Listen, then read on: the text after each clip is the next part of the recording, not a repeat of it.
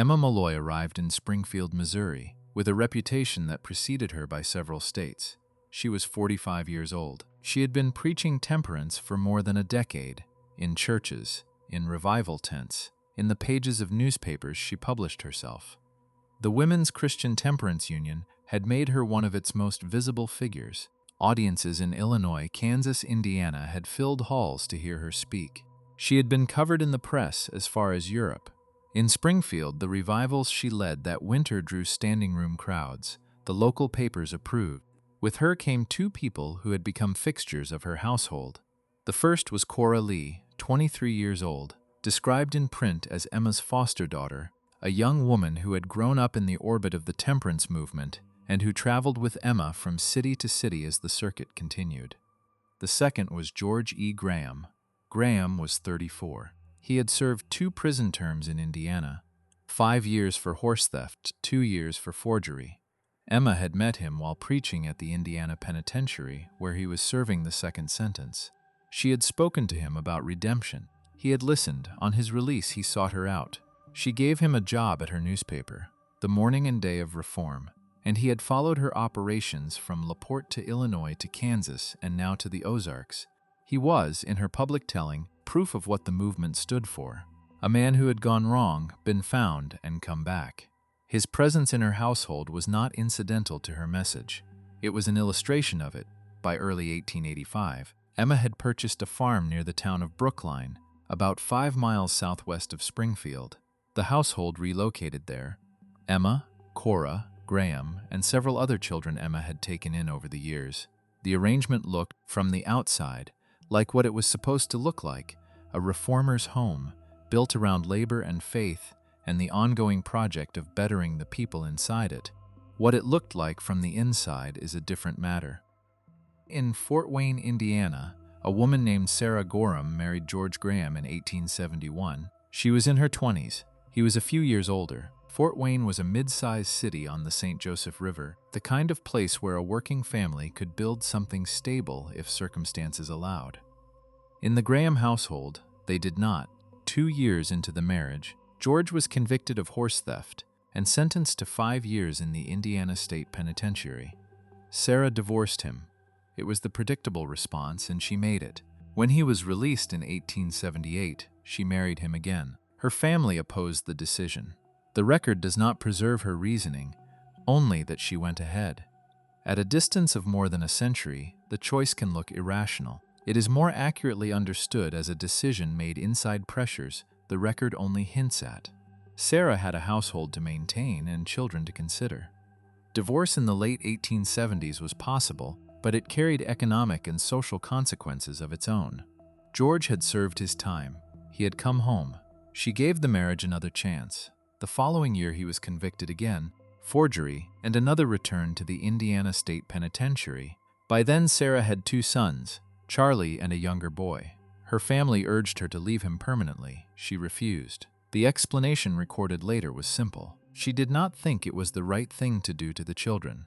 It was probably not the whole explanation, but it is the only one preserved in the sources. During this second sentence, Emma Malloy came to the prison to preach. Visiting prisons was part of her temperance circuit. She believed reform was possible, and she went to the places where men were serving time to argue for it. George attended the meeting and spoke with her afterward.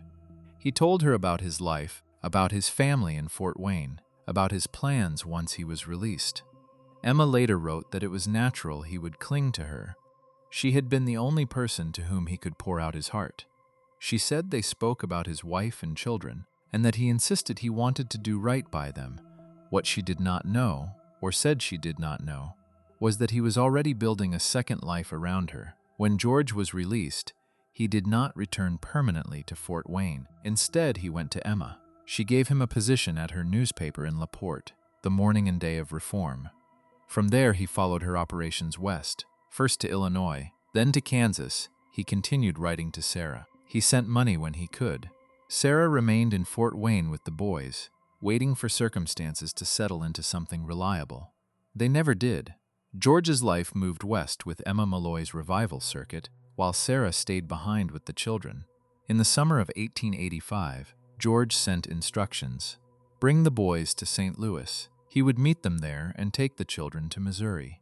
He enclosed money for the trip. Sarah arrived in St. Louis with both boys, but she refused to hand them over and returned to Indiana.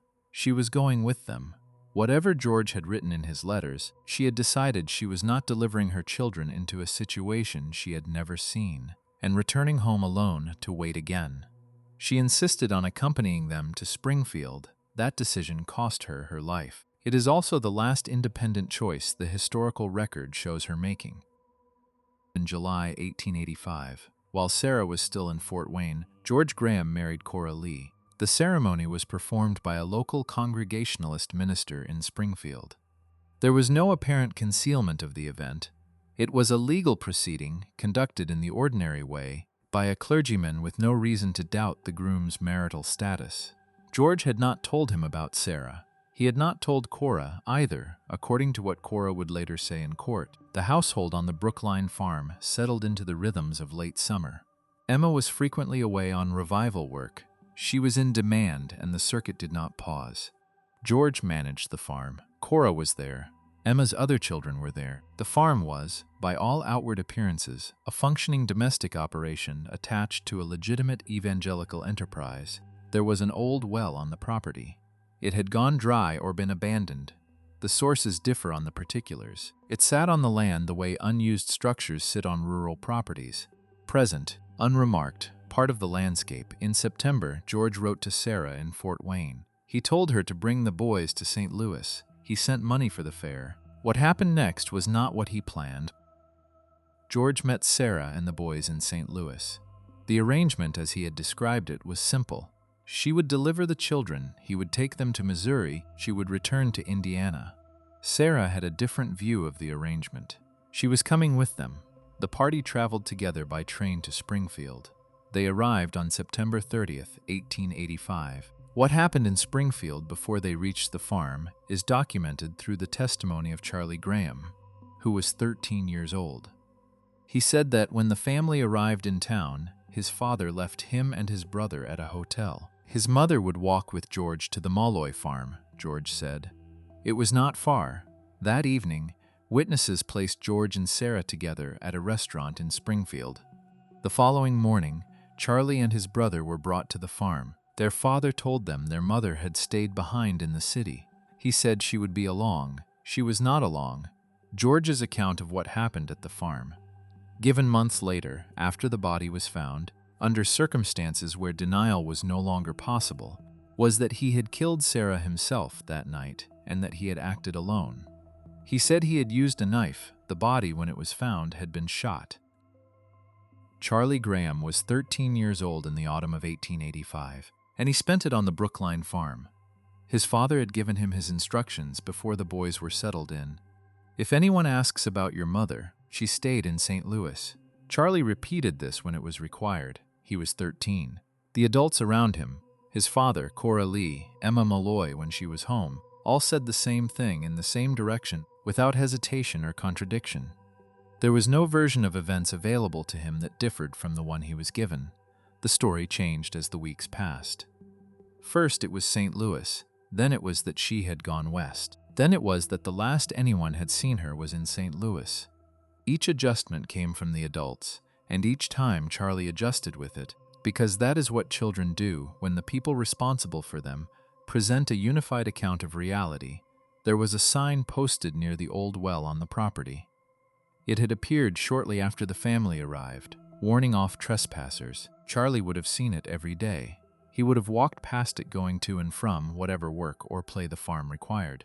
The sign was unremarkable in itself. Farms post signs, its placement, its timing, its specific location relative to a structure that had no obvious current use. These were things a 13-year-old would not necessarily have assembled into a question. Emma was away for much of this period. She came back between revivals, spent time on the farm, and returned to the circuit. She passed the sign, she passed the well. What she understood about their significance is a question the court spent 2 years trying to answer without reaching a conclusive result. In late December, the inquiries started coming from Indiana. Sarah had not written home. She had not returned. Her brother-in-law, T.L. Brees came to Springfield in January 1886 and found George Graham living on the farm with a new wife. He filed a bigamy charge. George was arrested on January 29th and put in the Greene County Jail. When Constable O'Neill visited the farm and asked about Sarah's whereabouts, Emma Molloy told him that Sarah Graham was most likely working at a house of ill repute in St. Louis. The phrase is deliberate and specific, not that Sarah had gone to St. Louis, not that she was living there, but that she was working in a brothel. It was a statement designed to close the inquiry by making the missing woman the author of her own disappearance. It worked long enough for Emma to leave for a revival in Peoria, Illinois. Brees, the constable, and a third man attempted to search the farm. Cora Lee turned them away at the door. The residents of Brookline were less easily redirected. Charlie gave his testimony at the preliminary hearing in March 1886. He was still 13. He stood in a room full of people who had come specifically to hear what he would say, and he said it. What he had seen in the house in Kansas, what he had seen on the farm, what he had been told to tell, what he had told. His father was in the building. Emma Molloy was in the building, out on bail. Cora Lee was in the Polk County Jail in Bolivar. The record does not say what happened to Charlie Graham after the hearings. He does not appear again in the sources. He had two parents in this story, one dead in a well on a farm he lived on for 4 months, one lynched from a tree in a park while he was presumably still in the county. He was 13 when it started and 14 when it ended, and then the record closes around him. On February 25, 1886, a group of Brookline citizens and Detective Ed C. Davis explored the old well on the Molloy farm. The well was deep. Newspaper accounts placed the body approximately 50 feet below ground in what some reports described as a sinkhole or cave formation. At the bottom, they found the body of a woman, naked and partially decomposed. Her clothing was nearby, loose in the cavity rather than on her person. Death had been caused by a pistol shot to the right breast. Detective Davis reconstructed the sequence. George had removed Sarah's clothing, he believed, with the intention of burning it. Burning evidence was standard practice, and the farm had means. Something had interrupted him. Someone passing on the road, likely. He had panicked, thrown the clothing into the well along with the body, and walked back to the house. The theory of the crime was simple. George had brought his wife to the farm under the pretense of reunion or arrangement, killed her the same night, disposed of the body, and returned to the household with a story about St. Louis. For 4 months the story had held. When George was told that the body had been found, a journalist in the room recorded his reaction.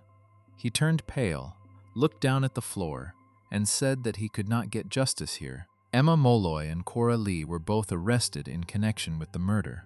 Emma was charged as an accessory after the fact, Cora as an accessory before the fact, and in some proceedings with murder in the first degree. They were held in Polk County Jail in Bolivar, while George remained in Greene County. The preliminary hearing opened on March 12, 1886, in the Greene County Courthouse, and the crowd that came to witness it was beyond anything the building was designed to hold. This was not a local story anymore. It had not been a local story since the bigamy arrest in January, when the name Emma Molloy entered the dispatches being filed from Springfield. A nationally known temperance evangelist, a woman whose standing in the reform movement was the result of 2 decades of careful public work, now stood accused of involvement in the murder of a woman whose husband she had employed, housed, and, the prosecution intended to argue, shared a bed with. Newspapers from New York to the Pacific Coast had been running the story for weeks. The courtroom on March 12 was the physical expression of that attention. The prosecution introduced its evidence methodically. The bigamy was established. The timeline was established. Graham's arrival in Springfield with Sarah on September 30, the hotel, the restaurant, the morning when Sarah's sons were brought to the farm without their mother, the body in the well, the gunshot wound to the right breast, the clothing found loose in the cavity, not on the body. Then came the contradiction at the center of George Graham's confession. He had admitted to killing Sarah. He had admitted it in terms that left no ambiguity about the act itself.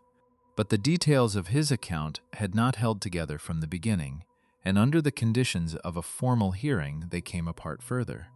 He said he had used a knife. The examination of Sarah's body and her clothing showed a pistol shot.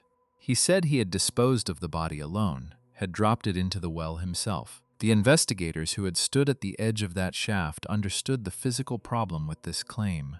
A body does not descend 50 feet through a narrow opening without assistance. It is lowered. Lowering requires rope, leverage, and in all practical likelihood a second person at the top. The prosecution's theory was that Cora Lee had been present. On the night of September 30th, Cora had left the farm in a buggy. She had returned later. Witnesses in Springfield had placed George and Sarah together at a restaurant that evening. The prosecution argued that what followed, the killing, the disposal, the construction of the story that would hold through the autumn, had not been accomplished by one person. George's insistence that he had acted alone, the prosecution suggested, was not a confession of full guilt. It was a performance of it designed to protect the two women. Whether that argument was correct is not something the record settles. What is certain is the effect it had in the room. Then Charlie Graham took the stand. He was 13 years old. He had been inside this household in ways that no investigator, no journalist, no prosecutor had been. He had traveled with these people. He had lived on the farm. He had been handed a story and asked to carry it, and he had carried it. And now he was in a courtroom telling the room what he had actually seen. He said that on multiple occasions in Kansas and in Missouri, he had seen his father sharing a bed with both Cora Lee and Emma Malloy. He said that both women had told him his mother had gone west. He said his father had instructed him what to say if anyone asked. He said what he had said and what he had been told to say, and the room listened to all of it. George, interviewed again in the jail after Charlie's testimony, confirmed that he had been intimate with both women for more than 3 years. He said again that he had killed Sarah alone, that Emma and Cora had no knowledge of the murder. He said it as though this were a coherent position to maintain, that he had been sleeping with both women for 3 years, that he had killed his wife on the farm where they all lived, that he had spent 4 months constructing a cover story in a household they shared, and that neither of them had noticed anything. Emma was released on $5,000 bail. Cora remained in the Polk County Jail without bail, facing charges that in some filings reached as far as murder in the first degree. The press filed everything. The story ran for weeks. 2 o'clock in the morning on April 27, 1886, somewhere between 100 and 150 men arrived at the Greene County Jail on horseback. They were armed. They were masked. They had organized in advance. The size and coordination of the group made improvisation implausible. They entered the jail, kept the sheriff and his staff under guard, and removed George Graham from his cell. They put him in a wagon with a rope around his neck and drove to the vicinity of Grant Beach Park, where a scrub oak stood near the road. They stopped the wagon under an overhanging branch, tied the rope to the limb, and asked George if he had anything to say. He said he loved his children. He said Emma Malloy and Cora Lee were completely innocent. The men drove the wagon out from under him. He died after 21 minutes. The sheriff arrived at 5 in the morning to cut him down. Pinned to George's back was a note, signed by the 300. It declared their right to remove from the community the worst criminal who had ever operated within it. It warned that anyone who attempted to identify the participants would be, in the note's language, speedily dispatched to hell, where all things are revealed to the curious. George had not yet been formally indicted for murder. His lawyers had been pursuing a writ of habeas corpus. The legal process, such as it was, had not reached a point where it could act on what the body in the well had established. The mob had reached that point on its own timeline. George was buried in the paupers section of Hazelwood Cemetery, in a plain pine box, in an unmarked grave. The only witnesses were the men who dug the hole and the man who drove the wagon that brought the coffin from the jail. 6 weeks after the lynching, Emma Malloy issued a public statement. Her only fault, she said, had been trusting George Graham too much. The accusations against her had not been motivated by evidence. They had been motivated by her position, a woman who was also a minister, a combination the public found irresistible when a scandal was available to attach to it. She wrote that there were no two classes of people the world more readily believed ill of then a member of the clergy and a woman, and that when the two characteristics were combined, any scandal sufficiently engineered would be consumed with enthusiasm. The statement was published and distributed. It was well written. Emma Molloy had been producing public rhetoric for 20 years, and it showed. She knew how to address a hostile audience, how to frame her own history, how to turn the charge against itself. The argument she made was not simply that she was innocent. It was that the appetite for her guilt said something about the people doing the accusing. She had already moved her operations west. This was not retreat disguised as something else. Or if it was also effective. By April 1887, she was conducting revival meetings in Vancouver, Washington Territory, and the reception was measurably different from what she had left behind in Missouri. The local Presbyterian minister, the Reverend John R. Thompson, issued a public statement on her behalf. The Methodist minister followed. A correspondent for the Portland Oregonian reported that 99% of the Christian community of Vancouver considered her character beyond reproach. This is worth examining for a moment. The scandal in Springfield had been national news. The testimony at the preliminary hearing, Charlie Graham on the witness stand, George's admissions from the jail cell, the timeline of September 30, had been reprinted in papers across the country. Vancouver was not uninformed. The clergy there were not ignorant of what had been alleged. They had chosen, nonetheless, to extend their endorsement. Whether this represented a genuine assessment of Emma's innocence, or whether it represented the priorities of a community that valued a skilled evangelist, more than it valued the question of what she had known about a dead woman in a well in Missouri, the record does not make clear. Probably it was some of both. The legal proceedings in Missouri continued without her. There were additional hearings, additional charges, additional deferrals. The machinery of justice in Greene County ground slowly through 1886 and into 1887, and then into 1888. And in January of that year, the remaining indictments against Emma were quashed. Cora Lee, whose legal exposure had been more serious, she had faced murder in the first degree at the height of the proceedings, was also eventually acquitted of all charges. Both women walked out of the Missouri courts without a conviction. Emma resumed the temperance circuit. She worked in California and Washington for the rest of her life. She rebuilt the reputation the scandal had damaged, piece by piece, community by community, the way a person rebuilds anything that has been substantially destroyed. Through consistent presence and the passage of time. She died in 1909. Her obituaries discussed her contributions to the movement. The question that had been at the center of the hearings, what she had known, and when, did not appear in those obituaries. It had never been definitively answered in court. The most direct evidence of what she understood was the statement she gave Constable O'Neill in January 1886, before the body was found, that Sarah Graham was probably working in a brothel in St. Louis. That was not the statement of a woman who had no theory about Sarah's whereabouts. It was the statement of a woman who had a specific theory, presented as though it were a casual observation, offered in a way that was designed to end the conversation. She made it and then left for Peoria.